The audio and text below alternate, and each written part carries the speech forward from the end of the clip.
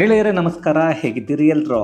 ಗೆಳೆಯರೇ, ನಮಗೆಲ್ಲ ರೌಡಿಸಮ್ ಅಂದರೆ ನೆನಪಾಗೋದು ಜಯರಾಜ್, ಕೊತ್ವಾಲ್, ಕೋಳಿ ಫಯಾಜ್, ಹೀಗೆ ಒಂದಷ್ಟು ಜನರ ಹೆಸರುಗಳು ನೆನಪಾಗುತ್ತವೆ. ಅದನ್ನು ರಾಜಕೀಯದಲ್ಲಿ ಬಳಸಿಕೊಂಡು ಒಂದಷ್ಟು ಜನರು ಅಧಿಕಾರಕ್ಕೆ ಬರ್ತಾರೆ, ಮಂತ್ರಿಗಳು ಕೂಡ ಆಗಿದ್ದಾರೆ.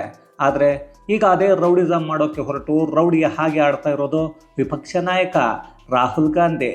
ಅದರಲ್ಲೂ ಅಸ್ಸಾಂಗೆ ಹೋಗಿ ಅಲ್ಲಿನ ಮುಖ್ಯಮಂತ್ರಿ ಹಿಮಂತ ಬಿಸ್ವಾ ಶರ್ಮಾರನ್ನೇ ಅದೇನೋ ಮಾಡಿಬಿಡ್ತೀನಿ ಅಂತ ಮಾತಾಡಿದ್ದಾರೆ. ಹಾಗಾದರೆ ಯಾವಾಗಲೂ ಯಾರಿಗೂ ಗೊತ್ತಿಲ್ಲದ ಹಾಗೆ ಕದ್ದು ಮುಚ್ಚಿ ದೇಶದ್ರೋಹಿಗಳನ್ನು, ಭಾರತ ವಿರೋಧಿಗಳನ್ನು ಭೇಟಿ ಮಾಡ್ತಾ ಇದ್ದ ರಾಹುಲ್ ಗಾಂಧಿ ಈಗ ರೌಡಿ ರಾಹುಲ್ ಆಗಿದ್ದಾರೆ. ಹಾಗಂತ ಇದೇನು ಹೊಸದಲ್ಲ, ಬೇಕಾದಷ್ಟು ಸಲ ರೌಡಿಸಮ್ ಮಾಡಿದ್ದಾರೆ. ಆದರೆ ಆಗ ಅದಕ್ಕೆಲ್ಲ ಆಕಸ್ಮಿಕ ಅನ್ನೋದನ್ನು ಬಹಳಷ್ಟು ಕಾಂಗ್ರೆಸ್ ನಾಯಕರು ಹೇಳ್ತಾ ಇದ್ರು. ಆದರೆ ಈ ಬಾರಿ ಸರಿಯಾಗಿ ಅಸ್ಸಾಂನಲ್ಲಿ ಸಿಕ್ಕಾಕೊಂಡಿದ್ದಾರೆ. ಹಾಗಾದರೆ ರಾಹುಲ್ ಗಾಂಧಿ ಮಾಡಿಕೊಂಡ ಎಡವಟ್ಟೇನೋ, ಯಾರಿಗೂ ಗೊತ್ತಿಲ್ಲದ ಹಾಗೆ ಮಾಡೋಕ್ಕೆ ಹೋಗಿದ್ದೇನೋ, ಆದರೂ ಅದು ಎಲ್ಲರಿಗೂ ಗೊತ್ತಾಗಿದ್ದಾದರೂ ಹೇಗೆ, ಎಲ್ಲವನ್ನ ಈ ವಿಡಿಯೋದಲ್ಲಿ ನೋಡ್ಕೊಂಡು ಬರೋಣ ಬನ್ನಿ.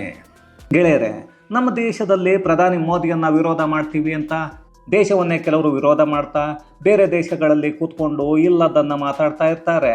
ಇನ್ನು ಕೆಲವರು ಮುಸಲ್ಮಾನರನ್ನು ಓಲೈಕೆ ಮಾಡ್ತಾ ಹಿಂದೂಗಳನ್ನು ಜಾತಿಯಾಗಿ ಬೇರೆ ಮಾಡೋಕ್ಕೆ ನೋಡ್ತಾ ಇರ್ತಾರೆ. ಅದರಲ್ಲೂ ಈ ಎರಡೂ ಕೆಲಸಗಳನ್ನು ಮಾಡೋರು ಕೆಲವರು ಇದ್ದಾರೆ. ಅದರಲ್ಲಿ ವಿಪಕ್ಷ ನಾಯಕ ರಾಹುಲ್ ಗಾಂಧಿ ಕೂಡ ಒಬ್ಬರು. ಹಾಗಂತ ಬೇರೆ ಯಾರು ಇಲ್ವಾ ಅಂದರೆ ಇವರದ್ದೇ ಇಂಡಿಕೂಟದಲ್ಲಿರೋ 90% ಜನರು ಇರೋದೇ ಹಾಗೆ. ಇನ್ನು ನಮ್ಮ CM ಸಿದ್ದರಾಮಯ್ಯ ಕೂಡ ಅದೇ ಕೆಟಗರಿಗೆ ಸೇರಿದವರು. ಆದರೆ ಇಂಥವರಿಗೆಲ್ಲ ಗೊತ್ತಿಲ್ಲದ ವಿಚಾರ ಅಂದರೆ ಮುಸಲ್ಮಾನರ ಓಲೈಕೆ ಮಾಡೋಕ್ಕೆ ಹೋದ್ರು, ಅವರನ್ನು ಉದ್ಧಾರ ಅಂತೂ ಮಾಡಲಿಲ್ಲ. ಬದಲಾಗಿ ಇಂತಹ ರಾಜಕಾರಣಿಗಳು ಅವರ ಹೆಸರಲ್ಲಿ ಉದ್ಧಾರ ಆದರು. ಅದರಿಂದ ಬಹಳಷ್ಟು ಮುಸಲ್ಮಾನ ಹೆಣ್ಣು ಮಕ್ಕಳು ಅದನ್ನೆಲ್ಲ ಅರ್ಥ ಮಾಡಿಕೊಂಡು, ಅದರಲ್ಲೂ ಇತ್ತೀಚಿನ ಹೆಣ್ಣು ಮಕ್ಕಳು ಈ ಇಂಡಿ ಕೂಟಕ್ಕೆ ಒಂದಷ್ಟು ಮತಗಳನ್ನು ಹಾಕೋದನ್ನೇ ಬಿಟ್ಟು NDA ಕೂಟಕ್ಕೆ ಮತವನ್ನು ಹಾಕ್ತಾ ಇದ್ದಾರೆ. ಇದನ್ನು ನನ್ನ ಕಣ್ಮುಂದೆಯೇ ಬಹಳಷ್ಟು ಮುಸ್ಲಿಂ ಹೆಣ್ಣು ಮಕ್ಕಳು ಮಾಡಿದ್ದಾರೆ. ಅದನ್ನು ನಾನು ನೋಡಿದ್ದೀನಿ. ಮತಗಳನ್ನು ತಗೊಂಡು ಅಧಿಕಾರವನ್ನು ಹಿಡಿಬೇಕು ಅನ್ನೋದು ಬಹಳಷ್ಟು ಜನರ ಕನಸು. ಆದರೆ ಅದನ್ನು ಮಾಡೋಕ್ಕೆ ತುಂಬ ಪ್ರಯತ್ನವನ್ನು ಮಾಡ್ತಾ ಹೋದರು. ಆದರೆ ಈಗಿನ ಜನ್ರೇಷನ್ ಇದೆಯಲ್ಲ, ಅವರೆಲ್ಲ ವಿದ್ಯಾವಂತರು. ಒಳ್ಳೆಯದು ಯಾವುದು, ಕೆಟ್ಟದ್ದು ಯಾವುದು ಅನ್ನೋದನ್ನು ತಿಳ್ಕೊಂಡಿದ್ದಾರೆ. ಹಾಗಾಗಿ ಜಾತಿಗಳ ಲೆಕ್ಕಾಚಾರದಲ್ಲಿ ಹೊಡೆಯೋಕ್ಕೆ ಹೋದ ಹಿಂದೂಗಳು ಧರ್ಮದ ವಿಚಾರದಲ್ಲಿ ಒಂದಾಗ್ತಾ ಹೋದರು. ಅದರ ಫಲವಾಗಿ ಭಾರತದಲ್ಲಿ ಕಾಂಗ್ರೆಸ್ ಪಕ್ಷ ಕೇವಲ 3 ರಾಜ್ಯದಲ್ಲಿ ಅಧಿಕಾರದಲ್ಲಿದೆ ಅಷ್ಟೇ. ಅವೆಲ್ಲವೂ ಏನೋ ಸಾಧನೆಯನ್ನು ಮಾಡಿ ಗೆದ್ದಿದ್ದಲ್ಲ, ಬಿಟ್ಟಿ ಭಾಗ್ಯಗಳನ್ನು ಘೋಷಣೆ ಮಾಡಿ ಗೆದ್ದ ರಾಜ್ಯಗಳೇ ಅನ್ನೋದನ್ನು ನಾವು ಗಮನಿಸಲೇಬೇಕು. ಮತ್ತೊಂದು ಕಡೆ ಮೋದಿಯನ್ನು ವಿರೋಧ ಮಾಡ್ತೀವಿ ಅಂತ ಸುಳ್ಳನ್ನು ಹೇಳಿಕೊಂಡು ಮನಸ್ಸಲ್ಲಿ ಇದ್ದ ಭಾರತ ವಿರೋಧಿ ಮನಸ್ಥಿತಿಯನ್ನು ವಿದೇಶಗಳಲ್ಲಿ ಕಕ್ಕೋಕೆ ಶುರು ಮಾಡಿದ್ರು. ಆಗ ಭಾರತೀಯರೆಲ್ಲ ಒಂದಾಗಿ ಮೋದಿ ಪರವಾಗಿ ನಿಂತ್ಕೊಂಡ್ರು. ಅದೇನೇ ಕೆಟ್ಟದನ್ನು ಕೆಲವರು ಮಾಡೋಕ್ಕೆ ಹೋದರು, ಅದೆಲ್ಲವನ್ನು ಜನರು ಯೋಚನೆ ಮಾಡಿ ಸತ್ಯಾಸತ್ಯತೆಯನ್ನು ಅರ್ಥ ಮಾಡಿಕೊಳ್ಳೋ ಹಾಗೆ ಮಾಡಿದ ಕ್ರೆಡಿಟ್ ಮಾತ್ರ ರಾಹುಲ್ ಗಾಂಧಿ ಮತ್ತು ಟೀಮ್ಗೆ ಕೊಡಲೇಬೇಕು. ಹಾಗಾಗಿ ನಾವಿಂತೂ ಕ್ರೆಡಿಟನ್ನು ಕೊಟ್ಬಿಡೋಣ ಬಿಡಿ. ಯಾಕಂದರೆ ನಾವು ಭಾರತೀಯರು ವಿಶಾಲ ಹೃದಯದವರು. ಸೋನಿಯಾ ಗಾಂಧಿಯ ಹಾಗೆ ಇಟಲಿಯವರು ಅಲ್ಲ, ರೌಲ್ ವಿನ್ಸಿ ಹಾಗೆ ಬ್ರಿಟನ್ ಪ್ರಜೆನೂ ಅಲ್ಲ. ಇನ್ನು ವಿಪಕ್ಷ ನಾಯಕ ರಾಹುಲ್ ಗಾಂಧಿ ಕಳ್ಳನ ಹಾಗೆ ಕದ್ದು ಮುಚ್ಚಿ ಆಗಾಗ ಭಾರತ ವಿರೋಧಿಗಳನ್ನು ಭೇಟಿ ಮಾಡ್ತಾ ಇದ್ರು. ಅದರಲ್ಲೂ ಕಳೆದ ಬಾರಿ ವಿಯೆಟ್ನಾಂಗೆ ಹೋಗಿ ಅಲ್ಲಿ ಜಾರ್ಜ್ ಸೊರೋಸ್ ಮತ್ತು ಬೆಂಬಲಿಗರನ್ನು ಮೀಟ್ ಮಾಡಿದ್ರು. ನಂತರ UK ಹೋಗಿದ್ರು. ಆದರೆ ಈ ಮನುಷ್ಯ ಭಾರತದಲ್ಲಿ ಇರೋದಕ್ಕಿಂತ ವಿದೇಶದಲ್ಲೇ ಇರೋದೇ ಹೆಚ್ಚು. ಆದರೂ ಒಬ್ಬ ವಿಪಕ್ಷ ನಾಯಕ ಆದವನು ಯಾವುದೇ ದೇಶಕ್ಕೆ ಹೋದರೂ ಭಾರತದಲ್ಲಿ ಅದನ್ನು ಎಂಟ್ರಿ ಮಾಡಿಸಿ ಹೋಗಬೇಕಾಗತ್ತೆ. ಆದರೆ ರಾಹುಲ್ ಗಾಂಧಿ ವಿಪಕ್ಷ ನಾಯಕ ಆದಾಗಿಂದ ಸುಮಾರು 50ಕ್ಕಿಂತ ಹೆಚ್ಚು ವಿದೇಶ ಪ್ರಯಾಣ ಮಾಡಿದ್ದಾರೆ. ಒಂದೇ ಒಂದು ಎಂಟ್ರಿ ಕೂಡ ಮಾಡಿಸಿಲ್ಲ. ಅಲ್ಲಿಗೆ ಅರ್ಥ ರಾಹುಲ್ ಭೇಟಿ ಮಾಡೋಕ್ಕೆ ಹೋಗ್ತಾ ಇರೋದು ಯಾರನ್ನ ಅನ್ನೋದನ್ನು ನೀವೇ ಯೋಚನೆಯನ್ನು ಮಾಡಿಕೊಳ್ಳಿ. ಇದೆಲ್ಲದರ ಮಧ್ಯೆ ಅವರು ಪಹಲ್ಗಾಮ್ ದಾಳಿಗೂ 15 ದಿನ ಮೊದಲು ಹೋಗಿದ್ದು ಮಾತ್ರ ಬಹ್ರೈನ್ಗೆ. ಈ ಬಹ್ರೈನ್ ಇರೋದು ಎಲ್ಲಿ ಅಂತ ಹೇಳಬೇಕಾ? ಇದೊಂದು ಮುಸ್ಲಿಂ ರಾಷ್ಟ್ರ. ಇದಿರೋದು ಮಧ್ಯಪ್ರಾಚ್ಯದಲ್ಲಿ. ಅಲ್ಲಿ ಅವರು ಭೇಟಿಯನ್ನು ಮಾಡಿದ್ದು ISI ಏಜೆಂಟ್ಗಳನ್ನು. ಅಲ್ಲ ರೀ, ನಮ್ಮ ದೇಶವನ್ನು ಉಳಿಸಬಾರ್ದು, ಎಲ್ಲವನ್ನು ಸುಟ್ಟು ಹಾಕಬೇಕು ಅಂತ ಯೋಚನೆ ಮಾಡೋ ISIಗೂ ಈ ರಾಹುಲ್ ಗಾಂಧಿಗೂ ಸಂಬಂಧ ಏನ್ರಿ? ಅಲ್ಲಿಂದ ವಾಪಸ್ ಬಂದ 15 ದಿನಕ್ಕೆ ಪೆಹಲ್ಗಾಮ್ ದಾಳಿ ಆಗತ್ತೆ ಅಂದರೆ ನಮ್ಮ ಜನರಿಗೆ ಏನೂ ಅರ್ಥ ಆಗಲ್ವಾ? ಈಗ ಮತ್ತೆ ಕಳೆದ 10-12 ದಿನಗಳ ಹಿಂದೆ ಮತ್ತೆ ಅದೇ ಬಹ್ರೈನ್ಗೆ ಹೋಗಿ ಮತ್ತೆ ISI ಏಜೆಂಟ್ಗಳನ್ನು ಮೀಟ್ ಮಾಡಿದ್ದಾರೆ. ಹಾಗಂತ ISI ಲಿಂಕ್ ಅನ್ನೋದು ಈ ಕುಟುಂಬಕ್ಕೆ ಹೊಸದೇನೂ ಅಲ್ಲ. 2014ರವರೆಗೆ ಸೋನಿಯಾ ಗಾಂಧಿ ಕೂಡ ISI ಜೊತೆ ಸಂಪರ್ಕದಲ್ಲಿದ್ದರು ಅನ್ನೋದು ಎಲ್ಲರಿಗೂ ಗೊತ್ತಿರೋ ವಿಚಾರ. ಅಲ್ಲಿಗೆ ಇವರ ಕತೆ ಏನು, ಇವರ ಯೋಚನೆಗಳೇನು ಅನ್ನೋದನ್ನು ನಾವೇ ಅರ್ಥವನ್ನು ಮಾಡ್ಕೋಬೇಕು ಅಷ್ಟೇ. ಈಗ ಅಂತಹ ವಿಪಕ್ಷ ನಾಯಕ ರಾಹುಲ್ ಗಾಂಧಿ ನಿನ್ನೆ ಹೋಗಿದ್ದು ಅಸ್ಸಾಂಗೆ. ಅದು ಕೂಡ ಮುಂದಿನ ಚುನಾವಣೆ ತಯಾರಿ ಮಾಡಿಕೊಳ್ಳೋಕೆ ಒಂದು ಸಭೆಯನ್ನ ಮಾಡಿದ್ರು. ಆ ಸಭೆಯಲ್ಲಿ ಇದ್ದವರೆಲ್ಲ ರಾಹುಲ್ಗೆ ತುಂಬಾ ನಂಬಿಕೆ ಇದ್ದವರು, ನಿಕಟವರ್ತಿಗಳು, ಒಂಥರ ಸೂತ್ರಧಾರರು. ಅದು ಕೂಡ ಒಂದು ಕ್ಲೋಸ್ ಡೋರ್ ಮೀಟಿಂಗ್. ಆ ಕ್ಲೋಸ್ ಡೋರ್ ಮೀಟಿಂಗಲ್ಲಿ ರಾಹುಲ್ ಗಾಂಧಿ ಮುಸಲ್ಮಾನರಿಗೆ ಇನ್ನಿಲ್ಲದ ಹಾಗೆ ಅಸ್ಸಾಂನ ಮುಖ್ಯಮಂತ್ರಿ ಅನ್ಯಾಯವನ್ನ ಮಾಡ್ತಾ ಇದ್ದಾರೆ.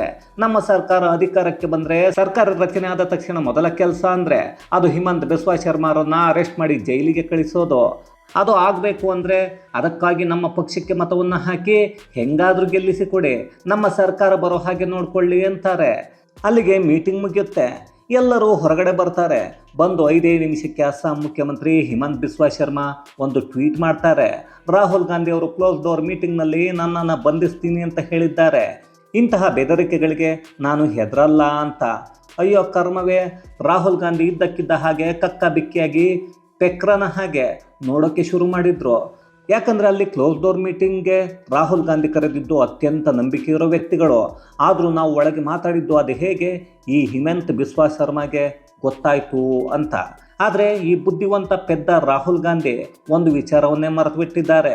ಈ ಹಿಮಂತ್ ಬಿಸ್ವಾ ಶರ್ಮಾ ಇದ್ದಾರಲ್ಲ, ಇವರು ಮೊದಲು ಕಾಂಗ್ರೆಸ್ನಲ್ಲೇ ಇದ್ದವರು. ಈಗ ಅಲ್ಲಿ ಮೀಟಿಂಗ್ ಮಾಡಿದವರೆಲ್ಲ ಇವರಿಗೆ ಗೊತ್ತಿರೋರೆ. ಅದರಲ್ಲಿ ಕೆಲವರು ಉತ್ತಮವಾದ ಸಂಬಂಧವನ್ನು ಇಟ್ಕೊಂಡಿರ್ತಾರೆ. ಅದರಲ್ಲಿ ಯಾರೋ ಒಬ್ಬರು ಹೇಳಿರ್ತಾರೆ ಮಾಹಿತಿ ಹಾಗಾಗಿ ಹೋಗಿರುತ್ತೆ ಅಂತ.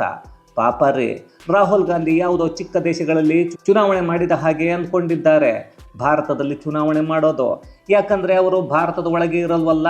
ಅಂದಮೇಲೆ ಇಲ್ಲಿ ಚುನಾವಣಾ ತಯಾರಿ ಆಗಲಿ, ಚುನಾವಣೆಯನ್ನು ಹೇಗೆ ಮಾಡಬೇಕು ಅಂತ ಆಗಲಿ ಈ ಬುದ್ಧಿವಂತನ ಹಾಗೆ ಆಡೋ ಪೆಂಗನಿಗೆ ಹೆಂಗ್ರಿ ಗೊತ್ತಿರುತ್ತೆ ಗೆಳೆಯರೆ. ಇನ್ನು ಈ ರಾಹುಲ್ ಗಾಂಧಿ ಅನ್ನೋ ಪೆಂಗ ಇಲ್ಲಿಯವರೆಗೂ ಅದೇಗೋ ವೋಟಿಂಗ್ ಮಿಷಿನ್ಗಳೇ ಸರಿ ಇಲ್ಲ ಅನ್ನೋದನ್ನು ಹೇಳ್ತಾ ಇದ್ರು. ಅದೇ ಆರೋಪವನ್ನು ಮಾಡಿಕೊಂಡು ನಮ್ಮ ತಪ್ಪೇನೂ ಇಲ್ಲ, ನಾವು ನಮ್ಮ ಪಕ್ಷ ಎಲ್ಲವೂ ಸರಿ ಇದೆ, ಈ ಚುನಾವಣಾ ಆಯೋಗವೇ ಸರಿ ಇಲ್ಲ, ಆ ಚುನಾವಣಾ ಆಯೋಗದ್ದೇ ತಪ್ಪು ಅನ್ನೋದನ್ನು ಬಿಂಬಿಸೋಕೆ ಹೋದರು. ಆದರೆ ಚುನಾವಣಾ ಆಯೋಗ ಡೆಮೋ ಇಡುತ್ತೆ. 49 ದಿನಗಳ ಕಾಲಾವಕಾಶವನ್ನು ಕೊಡ್ತೀವಿ, ಅಲ್ಲಿಯವರೆಗೂ ಸಮಯವನ್ನು ಕೊಡ್ತೀವಿ. ಹ್ಯಾಕ್ ಮಾಡ್ತಾರೆ ಅಂದವರು ಮಾಡಿ ನಮಗೆ ತೋರಿಸಿ, ಅದನ್ನು ಯಾವುದೇ ಪಕ್ಷ ಬೇಕಾದರೂ ಮಾಡಿಕೊಳ್ಳಿ ಅನ್ನೋದನ್ನು ಹೇಳಿದರು.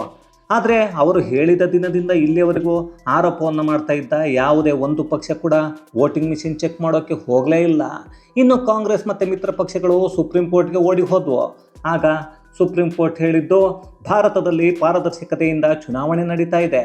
ಹೀಗಿದ್ದಾಗ ಚುನಾವಣೆ ಹತ್ತಿರದಲ್ಲಿ ಇದ್ದಾಗ ನೀವು ಮತದಾರರನ್ನು ಗೊಂದಲಕ್ಕೆ ಸಿಲುಕಿಸೋ ಕೆಲಸವನ್ನು ಮಾಡ್ತಾ ಇದ್ದೀರಾ, ಅದಕ್ಕೆ ನಿಮ್ಮ ಅರ್ಜಿಯನ್ನು ವಜಾ ಮಾಡ್ತಾ ಇದ್ದೀವಿ ಅಂತ ಅವರ ಮುಖದ ಮೇಲೆ ಬಿಸಾಕಿದ್ರು.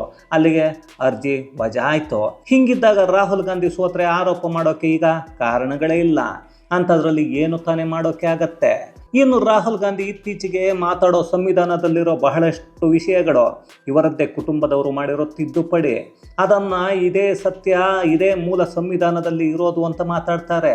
ಅಂದರೆ ಅಲ್ಲಿಗೆ ಇವನಿಗೆ ಸಂವಿಧಾನ ಅನ್ನೋದೇ ಗೊತ್ತಿಲ್ಲ, ಸಂವಿಧಾನದ ಮೂಲ ಯಾವುದು, ಸಂವಿಧಾನದ ತಿದ್ದುಪಡಿ ಆಗಿರೋದು ಯಾವುದು ಅನ್ನೋದು ಗೊತ್ತಿಲ್ಲ. ಈಗ ಮಾತಾಡೋಕ್ಕೆ ವಿಚಾರಗಳು ಇಲ್ಲ. ಸೋತ್ರೆ ಯಾರ ಮೇಲೆ ಆರೋಪ ಮಾಡಬೇಕು ಅನ್ನೋದು ಗೊತ್ತಾಗದೆ ಈಗ ಕ್ಲೋಸ್ ಡೋರ್ ಮೀಟಿಂಗ್ ಮಾಡಿ ಇನ್ನೊಬ್ಬರನ್ನು ಜೈಲಿಗೆ ಹಾಕ್ತೀನಿ, ನಮ್ಮನ್ನು ಗೆಲ್ಲಿಸಿ ಅಂತ ರೌಡಿಯ ಹಾಗೆ ರೌಡಿಸಮ್ ಮಾಡ್ತಾ ಕೇಳ್ತಾ ಇದ್ದಾರೆ. ಅಪ್ಪಿ ತಪ್ಪಿ ಪ್ರಧಾನಿ ಆದರೆ ಎಲ್ಲ ಹಿಂದೂಗಳನ್ನೇ ಜೈಲಿಗೆ ಹಾಕ್ತಾನೋ ಏನೋ ಗೊತ್ತಿಲ್ಲ ರೀ. ಅದನ್ನು ಇವನು ಮುಂದಿನ ಬಾರಿ ಗೆದ್ದರೆ ನೋಡೋಣ ಬಿಡಿ. ಈ ವಿಷಯದ ಬಗ್ಗೆ ನಿಮಗೇನನ್ನಿಸುತ್ತೆ ಅನ್ನೋದನ್ನು ದಯವಿಟ್ಟು ಕಮೆಂಟ್ಸಲ್ಲಿ ತಿಳಿಸಿ. ಇದು ಗೆಳೆಯರೆ, ವಿಪಕ್ಷ ನಾಯಕ ರಾಹುಲ್ ಗಾಂಧಿ ರೌಡಿ ರಾಹುಲ್ ಆಗಿ ಮತ್ತೆ ಪೆಂಗಾದ ಕುರಿತಾದ ಒಂದಷ್ಟು ಮಾಹಿತಿ ಮತ್ತಷ್ಟು ವಿಶೇಷತೆಗಳೊಂದಿಗೆ ಮುಂದಿನ ವಿಡಿಯೋದಲ್ಲಿ ಭೇಟಿಯಾಗೋಣ. ಅಲ್ಲಿಯವರೆಗೂ ಕನ್ನಡವೇ ಸತ್ಯ, ಕನ್ನಡವೇ ನಿತ್ಯ.